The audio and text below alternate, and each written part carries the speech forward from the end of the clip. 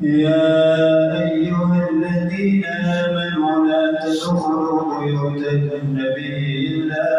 أن يؤذن لكم إلى طعام غير ناظرين إناه ولكن إذا دعيتم فادخلوا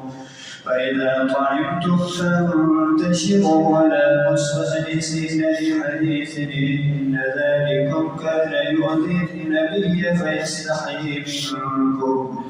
والله لا يستحيي من الحق وإذا سألتموهن متاعا فاسألوهن من وراء حجاب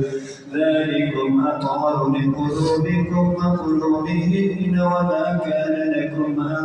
تؤذوا رسول الله ولا أن تنكحوا أزواجه من بعده أبدا إن ذلكم كان عند الله عظيما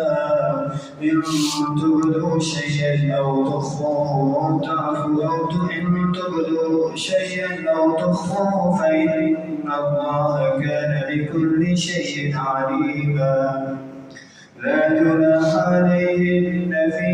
آبائهن ولا أبنائهن ولا إخوانهن ولا أبناء إخوانهن ولا أبناء أخواتهن ولا نسائهن ولا ما ملكت أيمانهن واتقين الله إن الله كان على كل شيء شهيدا إن الله وملائكته يصلون على النبي يا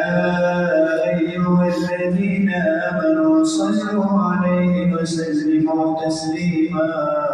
إن الذين يؤذون الله ورسوله لعنهم الله في الدنيا والآخرة وأعد لهم عذابا مهينا والذين يؤذون المؤمنين والمؤمنات بغير ما اكتسبوا فقد احتملوا بهتانا